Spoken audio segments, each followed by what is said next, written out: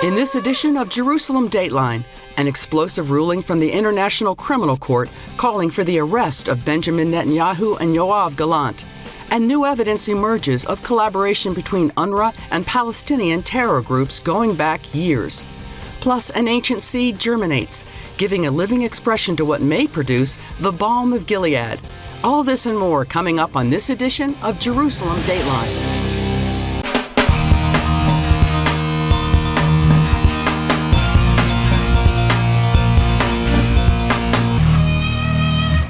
Hello and welcome to this edition of Jerusalem Dateline. I'm Chris Mitchell. The International Criminal Court has issued arrest warrants for Israeli Prime Minister Benjamin Netanyahu, his former defense minister, and Hamas officials. The warrants turn Netanyahu and Yoav Gallant into internationally wanted suspects. Here's the latest. The warrants accuse Netanyahu and Gallant of war crimes and crimes against humanity over the war in Gaza, and Hamas for the October 7th attacks that triggered Israel's offensive. The ICC decision would put Netanyahu and Gallant at risk of arrest if they traveled to certain countries.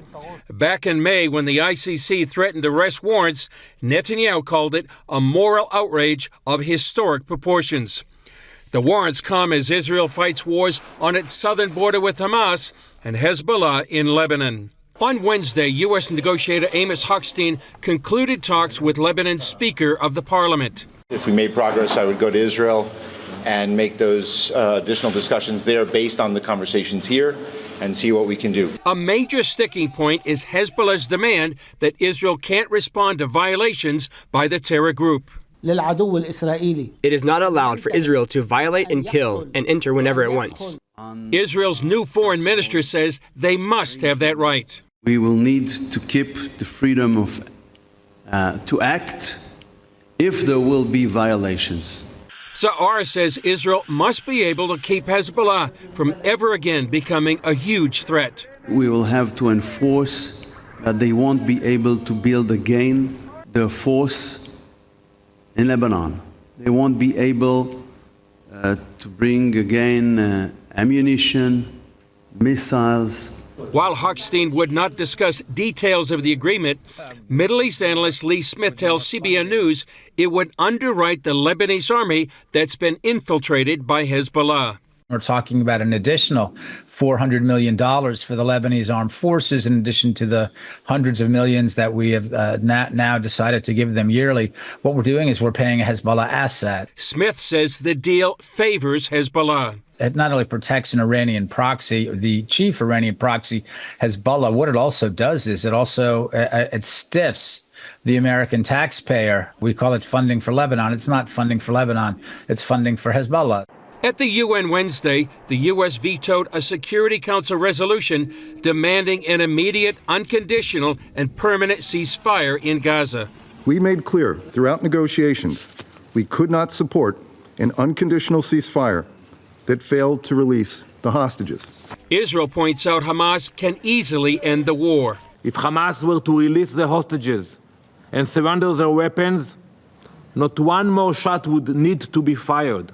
In the U.S. Senate, an effort by progressives to end sales of offensive weapons to Israel went down to a solid defeat. Opponents said it would send the wrong signal. This signal will be seen by the enemies of Israel and the enemies of peace as if they just stick with it, they will win. Prime Minister Netanyahu swiftly defended Israel's actions in Gaza. No war is more just than the war that Israel has been waging in Gaza after Hamas attacked us unprovoked. Israeli President Isaac Herzog wrote the decision has turned universal justice into a universal laughingstock. The ICC charges Netanyahu and Gallant are guilty of the war crime of starvation as a method of warfare and the crimes against humanity of murder, persecution, and other inhumane acts. We are accused of deliberately harming civilians, while we are doing everything to prevent harm to civilians. We are accused of starving a population, while we are bringing hundreds of thousands of tons of food to feed the population. The ICC's charges came amid evidence of another international organization's bias against Israel. A new report from the group UN Watch said a former United Nations Relief and Works Agency Commissioner General held a secret meeting in 2017 with terrorist groups including Hamas and Palestinian Islamic Jihad. There, the UNRWA chief reportedly told them, "We are one, and no one can separate us." As for the ICC warrants, they mean Netanyahu or Gallant could be arrested if they go to certain countries accepting the court's authority. Nations such as Ireland and the Netherlands agreed right away to do it if given the chance. And to those countries, Netanyahu won't be able to travel, and that's a very, very big thing. Netanyahu's hoping for a tough backlash against the court. This decision will have severe consequences for the ICC and those who cooperate with its decision. President-elect Trump's soon-to-be National Security Advisor, Congressman Mike Waltz, promises you can expect a strong response to the anti-Semitic bias of the ICC and UN come January. House Foreign Affairs Committee Chairman Michael McCaul and Republican Senator Lindsey Graham want Senate Leader Chuck Schumer to bring up a bill for a vote that the House has already passed. The measure, called the Illegitimate Court Counteraction Act, Senate Bill 224, would impose sanctions on ICC employees or associates who aid this effort to prosecute Israeli leaders. Graham tweeted, "The court is a dangerous joke. It's now time for the Senate to act and sanction this irresponsible body." Paul Strand, CBN News, Jerusalem. Coming up, IDF reservist Daron Kadar reports from the front in Lebanon.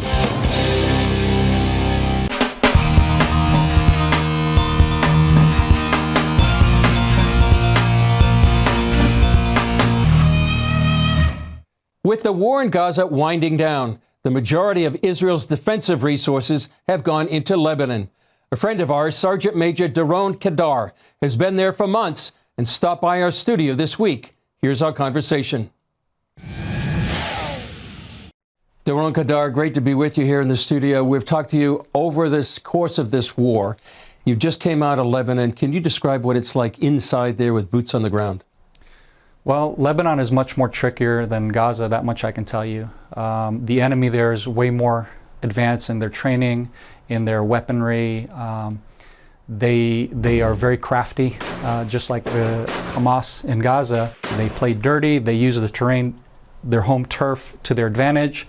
They use similar tactics of underground tunnel systems that are completely under whole villages in southern Lebanon that essentially make the battle space, again, very tricky as a warfighter, because you don't have a bunker or a military installation that you're going after. You're actually going through villages and pastoral nature reserves, and so it's slow, methodical, and at the same time very successful. We have gotten a lot of success in finding the weapons caches, the rocket launching systems, which are in houses. A lot of them are just out of a home, where the home just opens up, the roof retracts, and out of a home you have rockets flying into Israel, and that's how they essentially get away with firing from civilian areas that aren't identifiable very easily. They've also been talking about a lot of Russian weapons in southern Lebanon. Is that what you saw as well? Plenty. That's exactly it. Russian weapons, better weapons than they had in Gaza, nicer, more well kept, newer AKs and machine guns, etc. Yeah, you're right. I mean, that's exactly it. They're using some of the most advanced Russian weaponry in this warfare against us, and of course that leads to the question, of course, how did they get their hands on that? Yeah.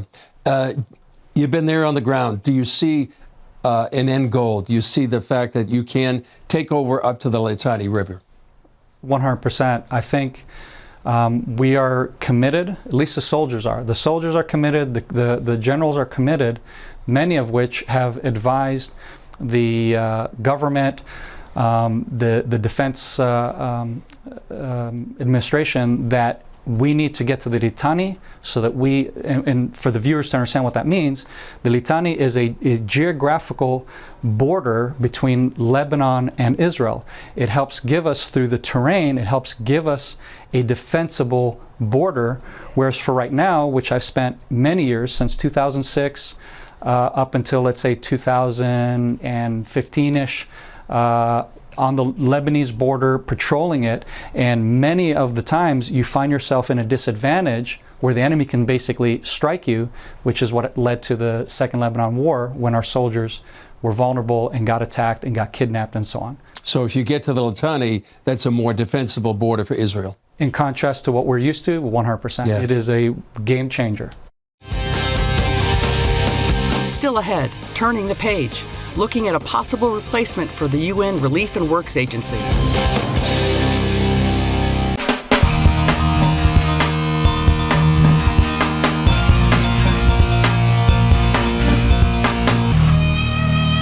Since October 7th, the world has come to see UNRWA in a new light, with its direct collaboration with terror groups like Hamas and Islamic Jihad. It raises the question, if UNRWA were to be dismantled entirely, who would do the work? The site at this bomb shelter has been called a massacre within a massacre.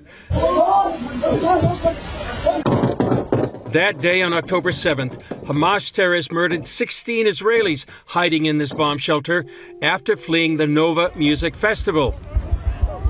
They also kidnapped several, including Israeli-American Hirsch Goldberg Poland. In addition to being with Hamas, the man leading that part of the massacre had another job. Muhammad Abu Itiwi was a Nukhba commander in the El Burej battalion of Hamas's Central Camps Brigade. He has also been employed by UNRWA since July 2022. You have employees of UNRWA who were leading the massacre. A report from Amichai Chikali, Minister of Diaspora Affairs and Immigration, documents those employees who took part in the October 7th massacre. He tells CBN News Hamas's infiltration of the agency has been widespread. The entire system, because Hamas is in power, so if you want to be an UNRWA employee with a very nice salary, you must be related to Hamas. So UNRWA employees in Gaza were mainly all Hamas militants, all Hamas civil organizations personnel, all the families of Hamas militant and members. If you're not connected to Hamas directly or indirectly, you cannot work in UNRWA in Gaza. Evidence of this relationship is why the Knesset recently overwhelmingly passed a law that Israel divorce itself from UNRWA. You have to understand again the spirit of the bill. We have nothing against international community, against foreigners, against the idea of humanitarian aid. This is what Israel is providing. It's about the fact that UNRWA participated in the massacre of the 7th of October. After the vote, UNRWA claimed the law would be disastrous. Today, millions of Palestinian refugees fear that the public services on which their lives depend will soon disappear. They fear that their children will be deprived of education, that illnesses will go untreated, and that social support will stop. 17,000 UNRWA personnel in the occupied Palestinian territory fear that they will lose their employment. The entire population of Gaza fears that their only remaining lifeline will be cut. Legislation co-author Boaz Bismuth disputes those claims. There will not be a vacuum. It's not because, they were helping yesterday, someone else cannot do the job tomorrow. The job will be done. Because I will ask you the same thing in Gaza. You can tell me, Hamas is reigning in Gaza. You kick them away, so all control. Someone else. It's as easy as that. And it will be found. Other people can do it, and will do it beautifully, without being terrorists. Chikali's report cites how UNRWA has perpetuated Palestinian refugees for generations. The fact that we have an entity solely for Palestinian refugees that can inherit this status to their kids, grandchildren, and grandgrandchildren, creating more and more refugees every year. And then you have the rest of the world, UNHCR, refugees entity that is for any other refugees in Africa or Asia or Haiti, it doesn't matter. His report contrasts UNRWA and the United Nations High Commissioner for Refugees, or UNHCR. Overseeing 5.9 million refugees, UNRWA employed 30,000 workers in 2023. That same year, UNHCR employed 18,000 while overseeing 59 million refugees worldwide. Chickley says the difference goes even deeper. Because the UNHCR is not an ideological entity related with the war against the state of Israel. And UNRWA is part of a war. It's a war. It's a war machine. It was designated to train the Palestinian younger generation for jihad. That is the reality. And also when you go physically and you go and you see in schools of UNRWA, in so many cases, beneath the schools you have tunnels. Within the schools you have ammunition and missiles and weapons. It's why many in Israel want UNRWA abolished and support UNHCR to take its place. But in a statement, UNHCR tells CBN News, as we with other UN agencies have previously warned, UNRWA is the only entity with the capacity to deliver the scale and breadth of assistance that 2.2 million people in Gaza and millions of other Palestinians in the West Bank, Lebanon, Syria, and Jordan need. As the UN Secretary General has stated, there is no alternative to UNRWA. Yet critics cite that UNRWA's most lasting and infamous legacy is its education system. Many principals of UNRWA schools in Gaza were also Hamas members. Chickley says it takes a village to raise a terrorist and that UNRWA helped teach a genocidal ideology.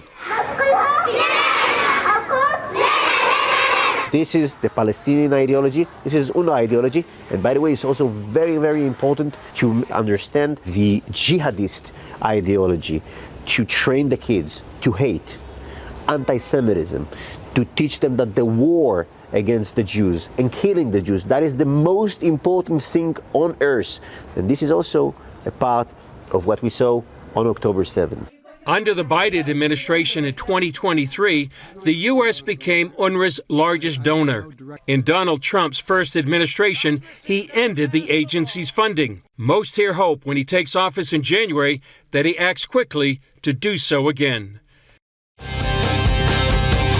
Up next, a tree grows from an ancient seed. Could it produce what's known in the Bible as the balm of Gilead?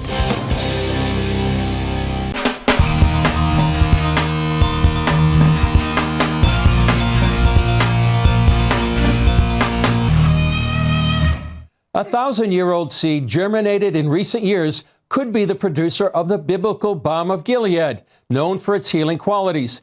CBN Middle East correspondent Julie Stahl went to the desert for a closer look at the tree and to meet those caring for it. Deep in the Negev desert, experts growing the tree see it as a miracle because they thought it had disappeared from Israel a long time ago. When they planted the 1,000-year-old seed 14 years ago, they had no idea what it would become. Now, this 9-foot tree could be calling to us from the times of the Bible. This is a miracle. It's a resurrection.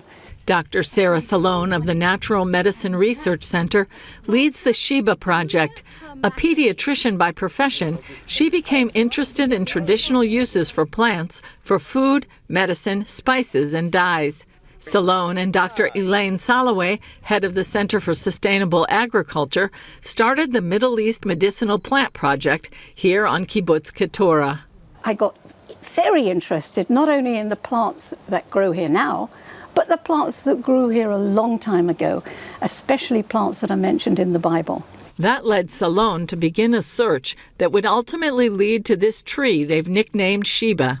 It's a tree that was grown from an ancient seed, a 1,000-year-old seed that was found in the Judean desert about 40 years ago by Professor Joseph Patrick, professor of archaeology at the Hebrew University, when he was excavating caves about 5 kilometers west of Jericho. After years of in-depth scientific and biblical research and consultations with experts around the world, they believe this tree is prominent in the Bible. In the book of Genesis, which dates to about, at least the story of Jacob and his sons, to about 1,800 BCE, we find reference to something called tsori, and it's a resin from a tree or a bush. Salone says tsori, translated as balm, is often mentioned in connection with something of value here. Something of the land, the land of Israel, and something connected with healing, especially when it's talked about by Jeremiah and later by Ezekiel. Salone gave the seed to Salaway so she could take the next steps in growing it. An odd seed. I had never seen a seed like it before. Someone said to me, it's an olive. So I said, no, that's not an olive. And someone else said, it's an apricot. So I said, no, it's not an apricot. So I planted it. Salaway carefully watered it and treated it as she does with other ancient projects. Much to my astonishment, up came this funny little shoot with a hat on it. And when the little green shoot emerged, we didn't know what that was either. So I sent pictures all the way around the world, and one of the botanists who I sent it to wrote back and said, you've grown a commiphora species. Commiphora is Latin for a plant family known as a giver of resin, a sticky substance that can be used to make medicine. And it's part of the family of trees, bushes, in which myrrh and frankincense belong. Some of the most famous incense trees in history belong to this family, but not all members of it are fragrant. Leading experts, however, had no knowledge of this specific one. There didn't seem to be anything that was quite like this tree. So eventually, when we started to test its resin, and I found out that there was something very strange about it. The tree is now 14 years old, and Salaway says they still don't know much about it, other than she believes it's special. It could be an extinct tree, it could be the sori, and we're going to plant it. I feel that it has come back to us from a long time. Salone and Salaway have worked together for almost 20 years. They began with planting 2,000-year-old date palm seeds. CBN News met Salaway in 2011 when the first one, Methuselah, was very young. It, along with other Judean date palms, are growing well, and this is Methuselah today. Referring to their new tree, the possible producer of the balm of Gilead, they believe there's a positive message for today. That there is healing in the world. We just have to find it. It's a dark time. And in this dark time, it's a kind of resurrection in a way. It's something that hasn't been seen for thousands of years. I think to me it represents light and hope. Julie Stahl, CBN News, Kibbutz Keturah, Israel. What a great story about an ancient seed giving a modern window into the Bible times. Well, that's all for this edition of Jerusalem Dateline. Thanks for joining us. Remember, you can follow us on social media, and you can also access CBN content through our CBN News and other CBN apps. And don't forget to sign up for our email blasts so you can continue to receive information on breaking news. And please keep praying for Israel, for the peace of Jerusalem, for the IDF soldiers, and all those caught in harm's way, and for the hostages in Gaza to come home. I'm Chris Mitchell. For all of us here at the Jerusalem Bureau, we'll see you next time on Jerusalem Dateline.